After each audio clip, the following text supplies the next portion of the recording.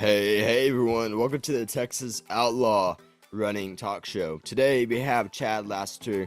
He's from Sugar Land, Texas. If you don't know where that is, it's a town literally within Houston. And he's from Houston, and this guy has done some amazing things. He's literally like a hidden gem.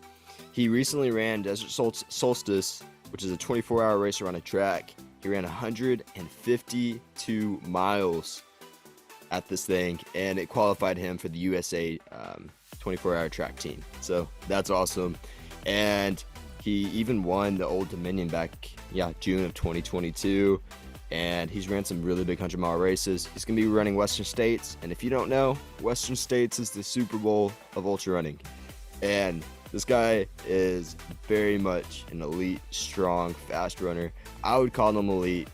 And so, Chad, awesome guy, and y'all are really going to enjoy the show.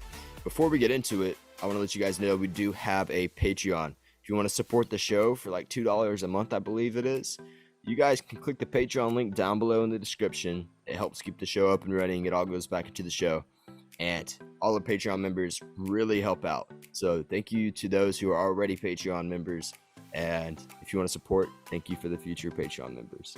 So I think that is enough of that.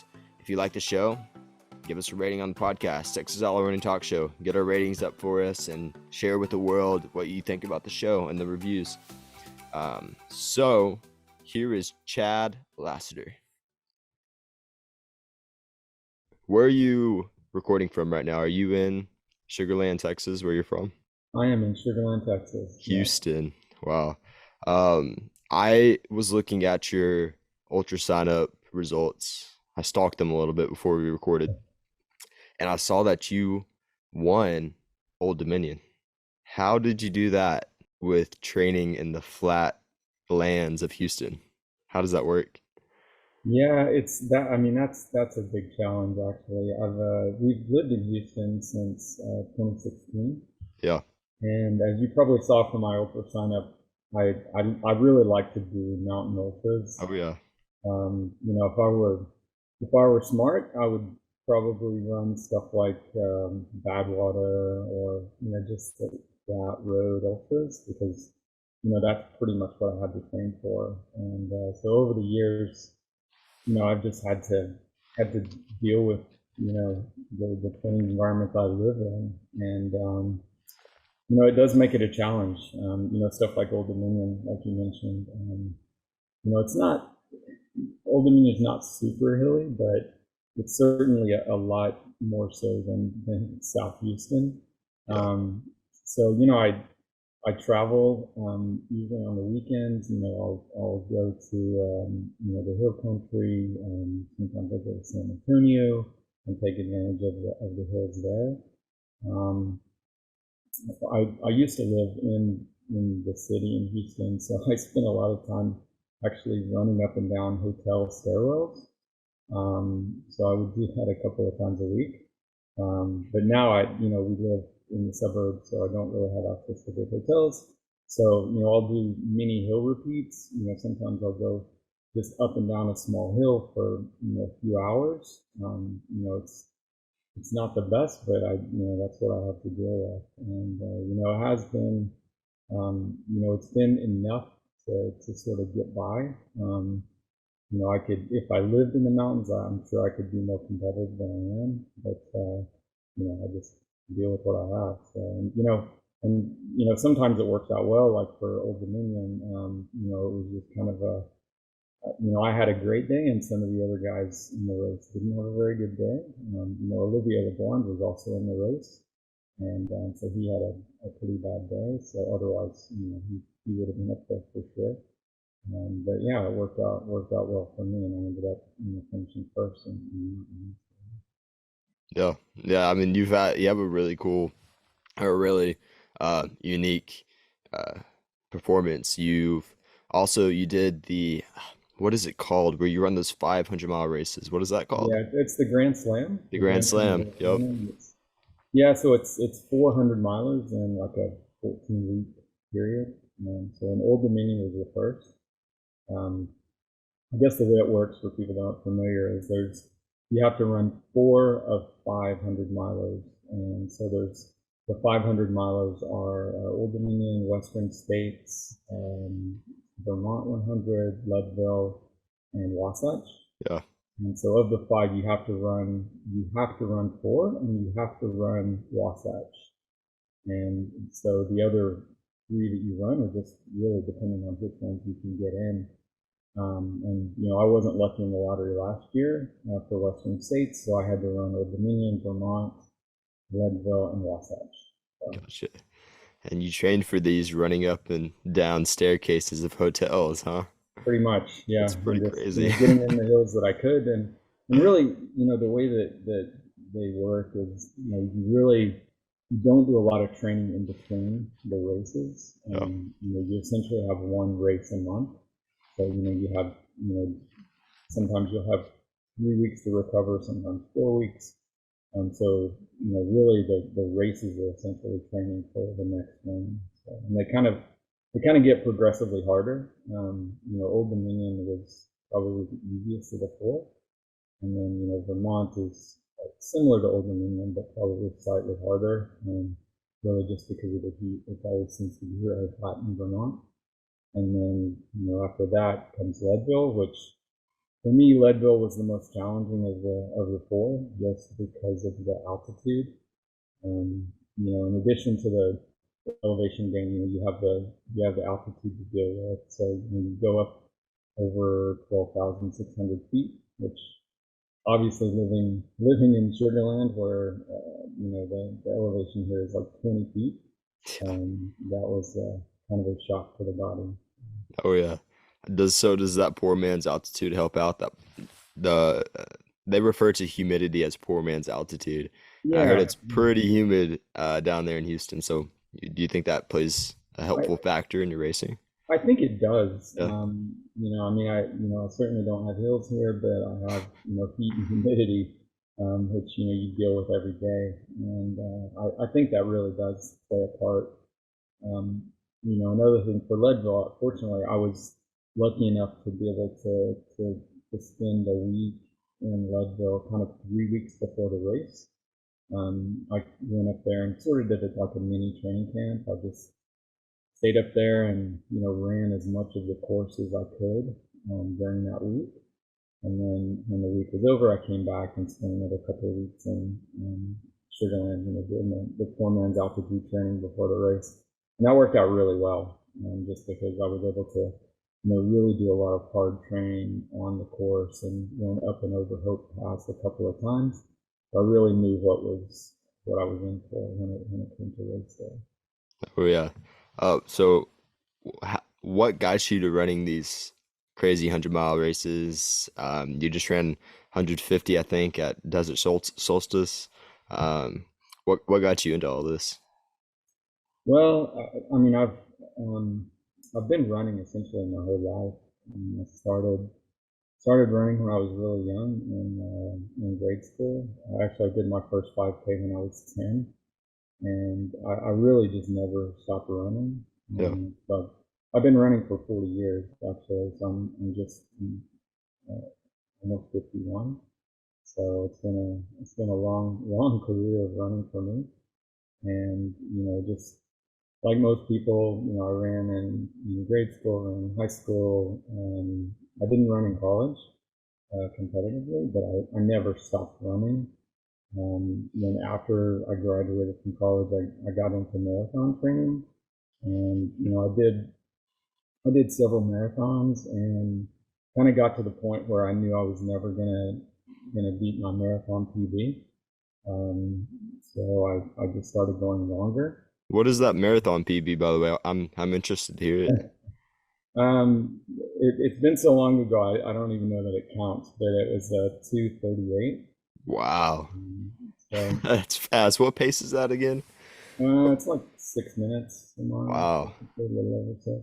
I can barely hold that for like about 4 or 5 miles and then I'd be all gassed out. So that's impressive. So Yeah. 2:38 marathon. I assume that you ran Boston during that time as well. Actually, I didn't run Boston until this year. Wow. Was Yeah. my first Boston. So, and that was just it always been kind of a bucket list race, Yeah. and I got a qualifier a couple of years ago at Houston. I ran a 2:44. So I was able to get a qualifier and Yeah. pretty decent seating for Boston. So I did that this year, and I like to do a marathon. Um, I try to do one a year or one every other year. It's just good training for ultras. Kind of gives you a chance to get a little Yeah. speed work into the mix. So, So, how'd you find out about the ultra trail running? How'd you find that? How'd you find out about that? yeah, so I guess so. Back to that, um, I was getting older, getting a little bit slower, and just actually, I was living in the Middle East at the time, and I was ran with a running group, and there was a guy there that was a French runner and a crazy guy, and he had done a couple of ultra marathons, 100K races, and at the time I had never heard of ultra marathons, and actually, we were passing around this book called Born to Run. Oh yeah. So I got my hands on that, read that, and we actually all signed up for an ultra marathon in South Africa called the Two Oceans Marathon. Did you ever And switch over to barefoot running after reading Born to Run? no, Nope. never took the leap to barefoot running. But yeah, I knew some people that did, but yeah, Oh yeah. I like my shoes, so I like my cushion shoes. I So, gotcha. Yeah, I fell for it, unfortunately. I was pretty vulnerable and just did everything that I heard. So I wasn't that yeah, phased when I heard about it. So yeah. you ran y'all's first ultra marathon in South Africa. Tell us about that. That sounds Yeah, really interesting. Two Oceans is actually a road race. Okay. It's 56K, and it's a huge race in South Africa. Next to Comrades, Yeah. it's one of the biggest races in South Africa. And yeah, so we went over there, and it's kind of like running a marathon actually, and it's just a super fast race, and massive. I mean, it's bigger than any marathon I've ever done. I think it's more participants than Boston, but Wow. it's massive. But just a lot of fun. Beautiful course. And it's called Two Oceans because you go from the east side of the tip of South Africa to the west side, and you see both oceans. So it's just a beautiful, beautiful race. Yeah. Yeah. That's really neat, man. Um, yeah, I think I've heard of that race before. It seems like a pretty unique race. Um, so you ran that ultra marathon. What how'd you get into these 100 milers? What was that transition like? Did you just slowly build up? What did that look like? Yeah, so I'd signed up for Two Oceans, and actually before I finished Two Oceans, I signed up for my first 100 miler as well, which was Mohican Okay. um, in Ohio. And so yeah, I'd done a lot of reading and research about trail ultras and just thought it looked really cool. So I just picked that one because it happened to work with our vacation plans. Didn't know anything about the course or anything. I just signed up for it, and just because it fit with the time that we were going to be back in the U.S. Um, so again, living in the Middle East, there's a lot of poor man's Yeah. altitude training, and we had essentially one big mountain there near where we live in Abu Dhabi. So I made many trips there, running up and down this hill just to try and get ready for the ultra. And, Yeah. So you so you were living in the Middle East. That's what you said, right? yeah, yeah. Um, why were you living in the Middle East out there? Yeah, so I work for a oil and gas service company, Okay. so we've had the opportunity to travel around quite a bit, and we actually lived in Kuala Lumpur, Malaysia, for about 4 years, Gotcha. and then after that we were in the Middle East in Abu Dhabi for 6 years. That was like from 2010 to 2006. or 2010, 2016. So yeah, it was a really cool time living over there, and I had the opportunity to run in some really cool places when I was over there. Not only in Africa but also in Europe. It's like a 6 hour flight to pretty much anywhere in Europe. So I had the opportunity to run in a lot of really cool places over there. Yeah, yeah. I mean, that's a pretty cool opportunity that you had out there. So you basically got to travel around the world and do some running too. So Yeah, sounds for sure. sweet. Yeah, Sounds like a runner's dream right there. So yes, it was. It was. Yeah, you wouldn't think, living in the Middle East, but there's some really really cool races over there because you're, like an hour from Oman, and yeah, Oman is pretty mountainous, so I was able to do some pretty fun races, mountain races there in Oman as well. yeah. How did the so being out in the Middle East running, is that so here? Like if you see a runner out on the road, it's common. What is that common out in the Middle East to just see somebody running out on the roads, or is that Um, uncommon for their culture? Yeah, where we were in Abu Dhabi, it was pretty common. There's Okay, a lot of expats there, yeah, and actually a pretty big endurance community. There's a lot of cyclists there, and there's also a pretty good running community as well. So I was in with a group of guys, a group of runners called the Abu Dhabi Striders. oh cool, yeah. We trained together and did a lot of races together, and we actually still stay in contact to this day. So it's pretty cool. Yeah, no, that's pretty neat, man. That's cool. Uh, so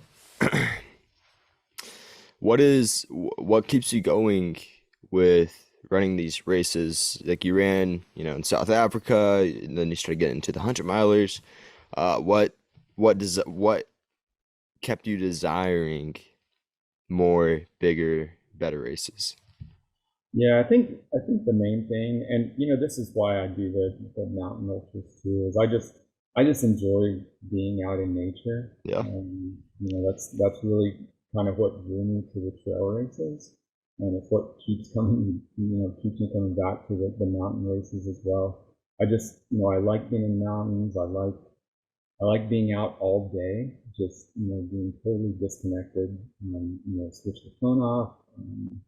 There's no email, there's no contact with anyone if you don't want to, talk to anyone. You just be out alone, just in nature for as long as you want. So that's yeah, one of the great things about the 100 milers is just because you're out there just all day alone, and I love that. Some people don't like that solitude, but I absolutely love it. yeah.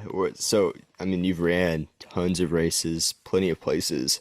What place or race have you ran to where you just felt so fulfilled, or what race just brought you, fulfillment? The most fulfillment is the word I'm trying to get out there. Yeah. Oh man, there's been so many really.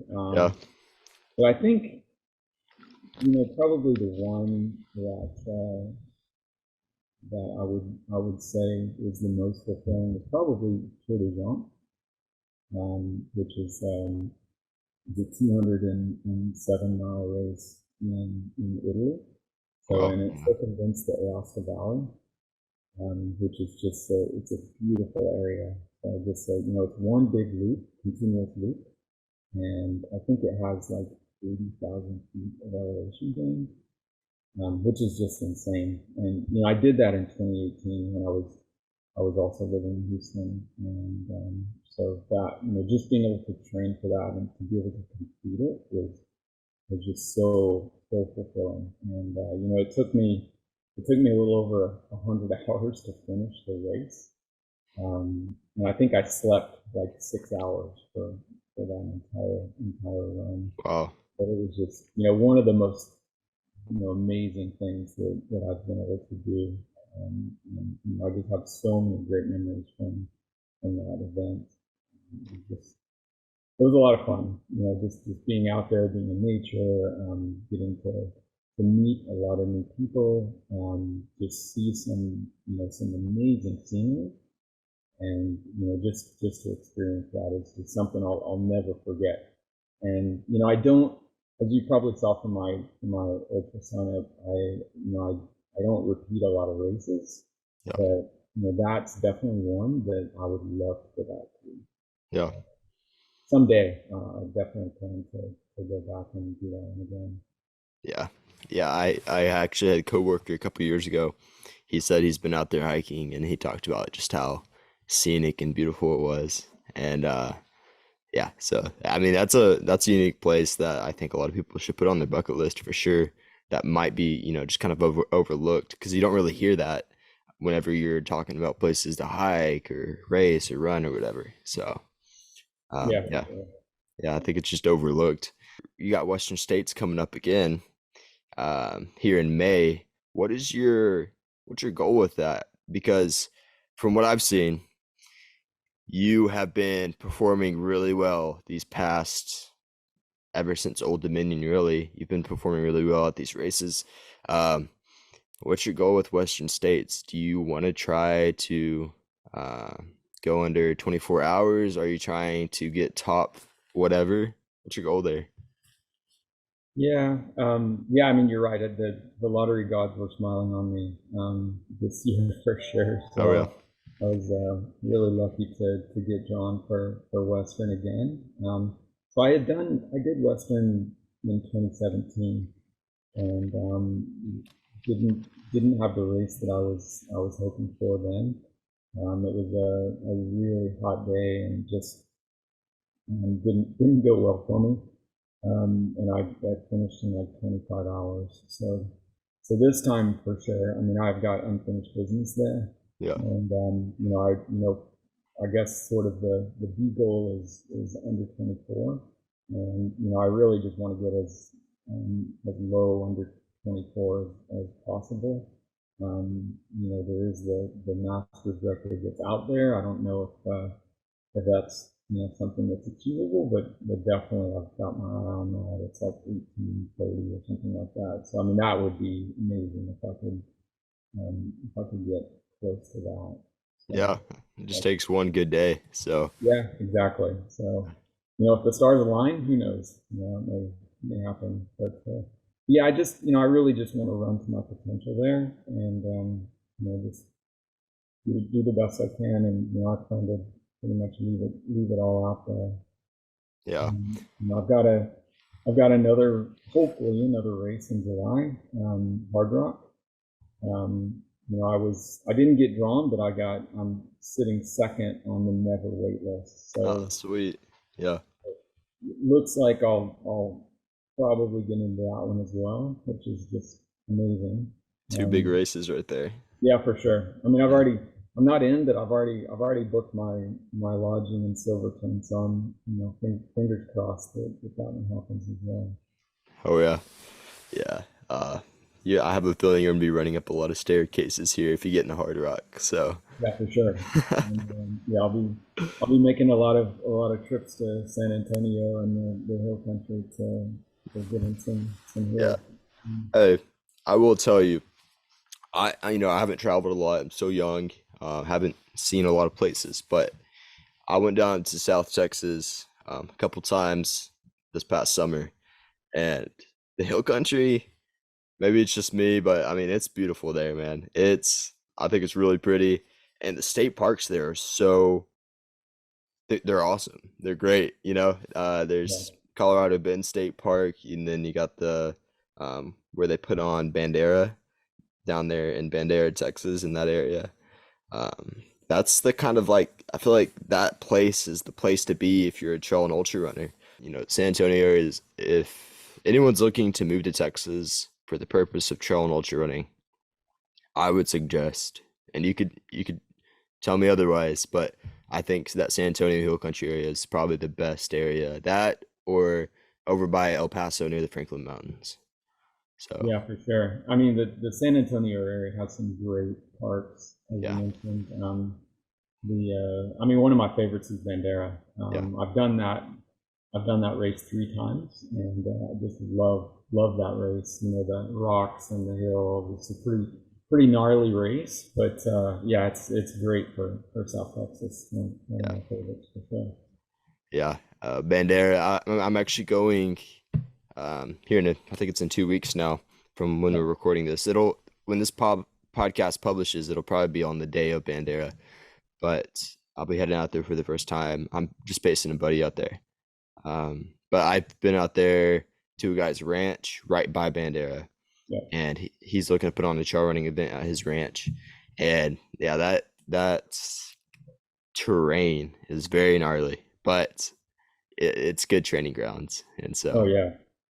you mentioned how you had a running group out there in the Middle East. Do you have any running groups down near Houston that you're running with right now?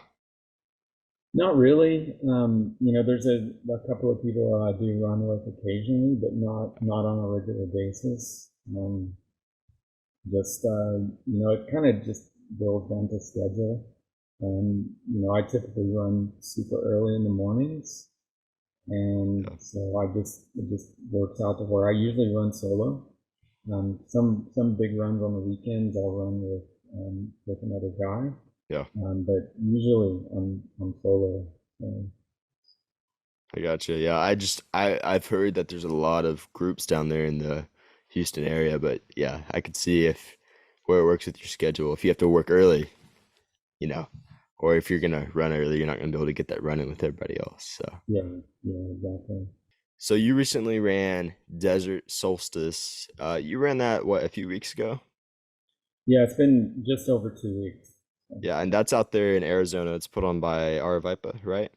yeah, Yeah, yeah, it's in Phoenix, put on by Airvapa. Yeah. yeah. And I saw you got second overall at that race. Um, you you're running around a track for that race, right? Yep, it's 24 hours around a 400-meter track. So So yeah, you just run as far as you can in 24 hours. so I can't imagine running around a track for 24 hours. It does surprisingly, it just might be the mind of us trail runners. It does sound intriguing and fun. Um, so y'all ran around a track for 24 hours. How did you training for that? Did you just run around the track a lot? Or, well, I also want to ask two questions. Second question, what in the world were you thinking the whole time you were running around a track? So we could start Yeah, with the first one. Did you use the track as training, or did you just run roads? yeah. I do a lot of my training on the roads. Okay. So I have that's sort of how I build my base, I guess, is just a lot of road running. I get in trails when I can. But yeah, we've got the local high school track is a couple miles from my house, so I spent quite a bit of time, just running some really long runs on the track just to kind of get my head around it. I think my longest run on the track was like 50K Yeah. before the event itself, and just to get used to the monotony of being out there for hours. But to be honest, there's nothing really that can prepare you for 24 hours on a track. I had watched the event has been live streamed the last couple of years, so I did watch some coverage of it, last year and then the year before that, and for whatever reason, it looked like a lot of fun, but it's really not. it's it's pretty brutal.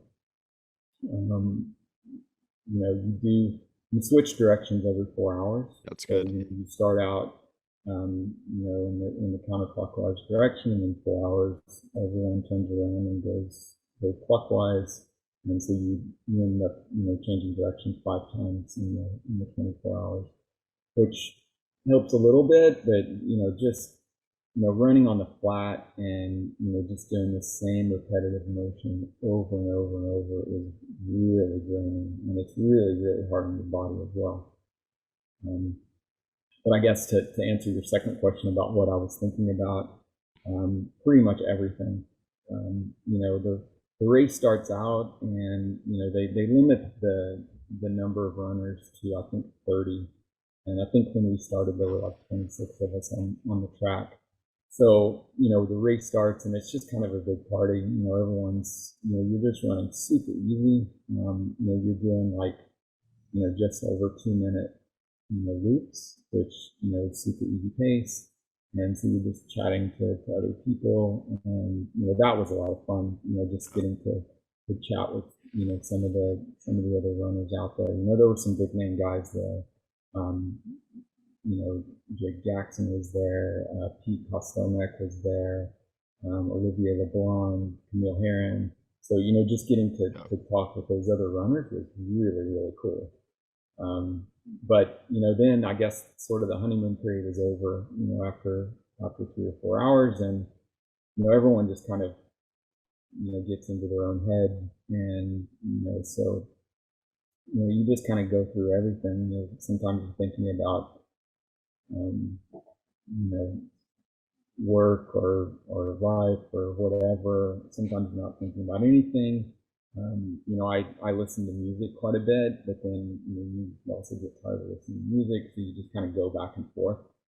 And really, I mean, it was pretty easy and casual until like 8 to 10 hours in, and then you just start you start to feel it, and then it's just kind of a drag, until you. For me, it was that 100 miles. Once I hit 100 miles, then it really got real. My first goal was just to try and hit 100 miles, and see where I went from there. So I managed to. I got through 100 miles, and it was just under 15 hours. I was like 14:57 or something like Wow. that. Yeah. So, and by then I was definitely feeling that I was hurting, and so I took a walk lap, and then I just started running again, and said, okay, well, let's see how far we can go. And I just kept it super steady, and I didn't really have a goal going in. I knew that the standard for the U.S. 24-hour team was 145 miles, so that was sort of my A goal, was to get to that. And so I just kept that number in my head, and lucky enough, I managed to hit that and go a little bit beyond that. So I was super happy with 100 and like 152.8 or something like that. So super happy with that. Yeah. How does it feel to be on a USA team representing USA? How does Oh that man, feel? it's yeah, amazing. To hit the qualifier was really cool. And right now I'm sitting with the third fastest time, or distance, I guess, third longest distance. Wow. So there's a qualifying window, and the qualifying window I think ends at the end of June next year. And the people with the six top distances throughout the qualifying window would be on the team. So right now I'm on the team, but there's a few more races between now and the end of the qualifying period, so we'll see if that holds up.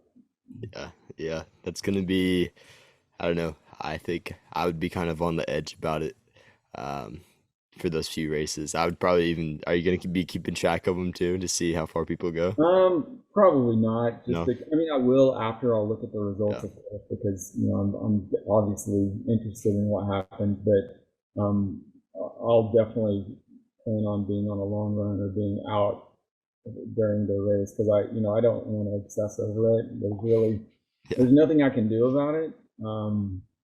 Aside from going and trying to run further myself, but the way with the timing of Western States and Hard Rock, I'm not going to be able to put in another 24-hour effort before the end of the qualifying period. So I'll just kind of see how it holds up. Yeah. So you mentioned over obsessing about it, and I just want to make sure this isn't me, but whenever I get super obsessed over something, I'm like all in on it, and then I get like burnout, and then it comes, whatever it is that I was obsessing about, it comes. It's not as good as I thought it was. Does that happen to you as well? Yeah, I guess it does sometimes. Yeah. Yeah, I did. Yeah, I just try not to obsess too much about something, because what happens will happen, and you just have to kind of take it as it comes. for as far as this goes, this US 24-hour thing. I mean, this was something I never even anticipated. It was Oh, never even on my radar because, I mentioned a few names of other guys who were out there. I mean, there were a lot of very, very talented people out there running Desert Solstice on the day. And, it just so happened I had a fantastic race, and some other guys didn't have their race. So it worked out to where, I was the fastest man to finish that day. And yeah, I guess the stars aligned. But I think I was the last person selected to run the race. So I was like wow. number 26 of 26 out there. So I was on nobody's radar Yeah. for that race. So it's a Underdog.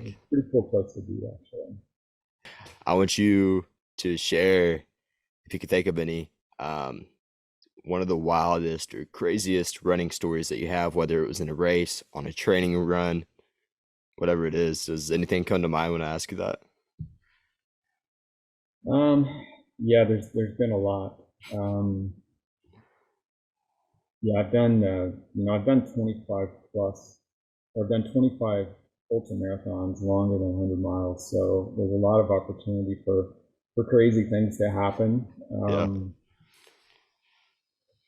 I think once man, this is that's kind of hard to choose. I guess one of the craziest places that I ran was a race called Diagonal de Fou. Raid the Reunion, so it's on Reunion Island. It's a 171-kilometer race, and that is easily the most technical race that I've ever done. That's a race that's not on a lot of people's radar. A lot of people haven't heard of it. I mean, over the past few years, there's been, I think Clayton Walter won it this year, and there's been some other Americans who've been over there in the past few years, but that is for sure the probably the most difficult race that I've done, even more difficult than Tour de Jean. But just, I guess I don't really have a crazy single story about it.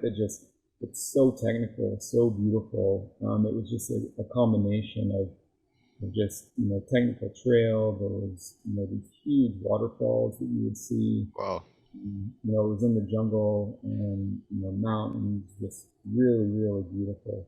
And Wow. the thing that I remember most about that race was just the heat.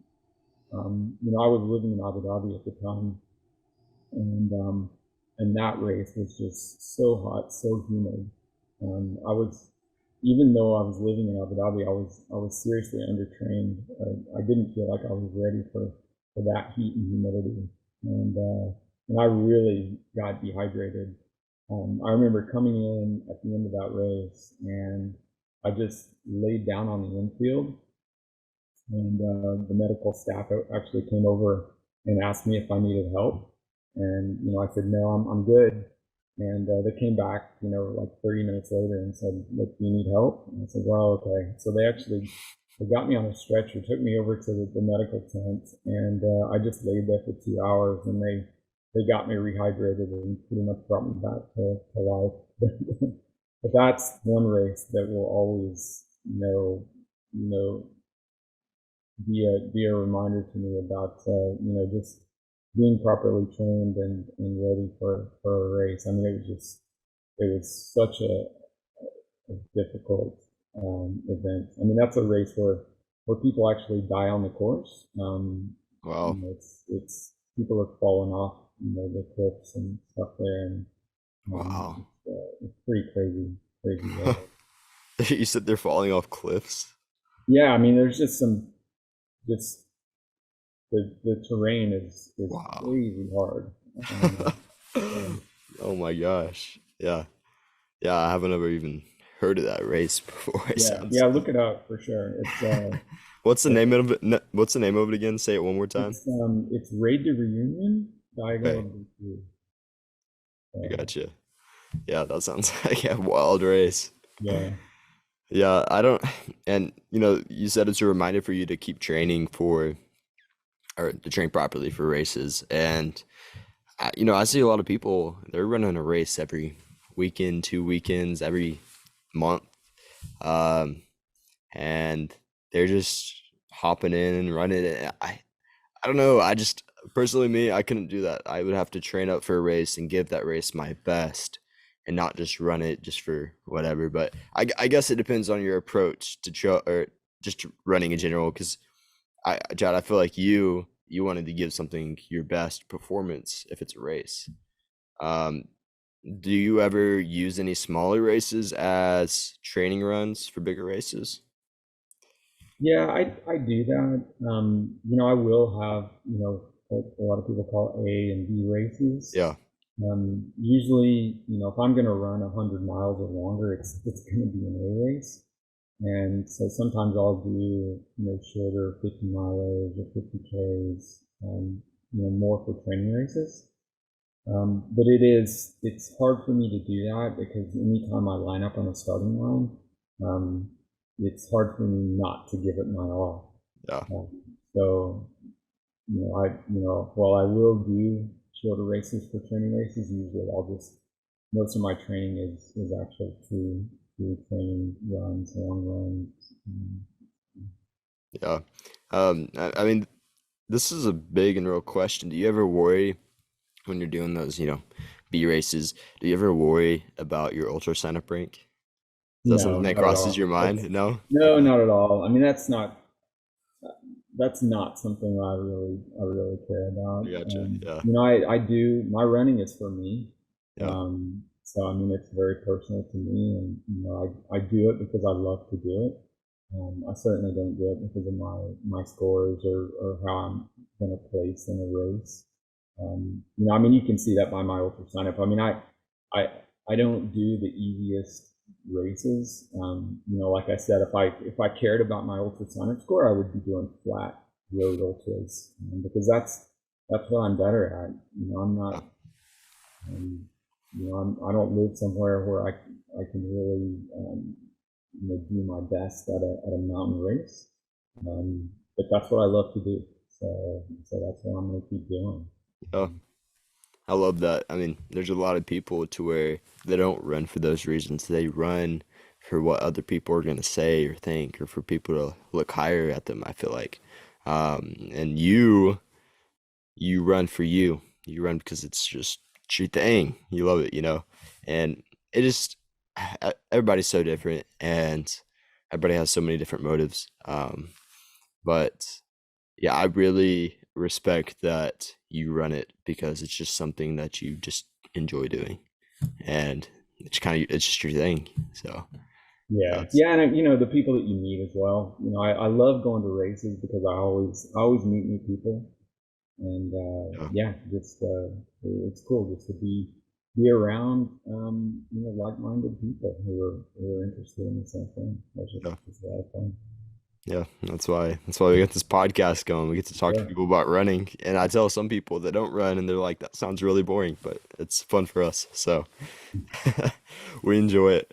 Um, Before we hop off, I wanted to know if you could give the listeners some running advice or just life advice in general, some wisdom. Um, I guess to me the most important thing, people ask me that sometimes. What do you recommend? And really the most important thing for me is just consistency. Um, there's not really one piece of training advice that I could give someone, but just being consistent, I think is the biggest thing. Just the day in, the day out grind of running. Really just the process. Um, for me, that's what keeps me going. Um, just when you don't feel like running or you don't feel like training, you just have to put in the work, Yep. and that's really it for me. It's not sexy, but yeah, consistency. Yeah. That's the key. Yeah. Just really just getting down to the core, the dirt of it. It's yeah, that's a good word. Consistency. I would definitely um Yeah, definitely on board with that. And something I do for consistency is I set like a mileage goal for the week, and I'm like, I'm Hmm. gonna hit this mileage goal, and then in a way it makes me accountable to go out and run in order to hit that goal. It puts that accountability on that. What's that weekly mileage going to be on Sunday night, you know? And so that's something I kind of do to keep that consistency going. Um, what would you say you do for accountability? How do you keep yourself accountable? Would it be, just races you sign up for that you have to train for? Yeah, well, there's a couple of things there. I always have a race on my calendar. Yeah. So I like having that race out there, or that goal out there. And so that's been really helpful for me over the years. Another thing for me that's been really helpful is, probably for the last 6 years, I've always had a coach. Mm. Um, and that's super helpful for me. I really, I've ran so much. I really don't need someone to give me a plan and to tell me what to do, but I like having someone that I'm accountable to, and just having someone there that I can also bounce things off of. So right now I have a coach that I've had for the past like 3.5 years, and more than a coach, he's really a friend. So we race together, and we run together sometimes, and but also I'm accountable to him. So I mean I know that if I don't do something that he has on my schedule, he'll call me out. So I like having that accountability. So it's been super helpful for me over the years. Yeah. Oh yeah. I've heard coaches are plenty of accountable whenever it comes to running outside of, teams or professional or school or whatever it is. So Yeah. yeah. All right, y'all. That was Chad Lasater from Sugarland, Texas. Awesome guy. I'm gonna leave his Strava down below if you guys want to follow him on Strava, kind of look at his training, keep up with him. And super thankful to have him on. Thank you all for listening. It really, I love that y'all are engaged and do enjoy these shows. And don't forget that every Monday we have Shooting the Bull episodes. Once a month on a Saturday we post the big Texas Outlaw Running Talk Show, which is what you're listening to right now. And we do those with a guest. I don't want to throw too much at y'all, but yeah, we got our Patreon, and then leave a review, guys, if y'all enjoyed the show. Just leave a review on the Texas Outlaw Running Talk Show, whether you're listening on Spotify, Apple Podcast. If you're on YouTube, give us a like. And so all that really just helps out the show and get it out to more people. But I think that's enough of that, of asking y'all for reviews or whatever it is. And I just really appreciate y'all for even just tuning in. And I love doing these. And I love y'all's feedback on it. So I will see y'all on Monday on our Shooting the Bull episode. Make sure to check it out.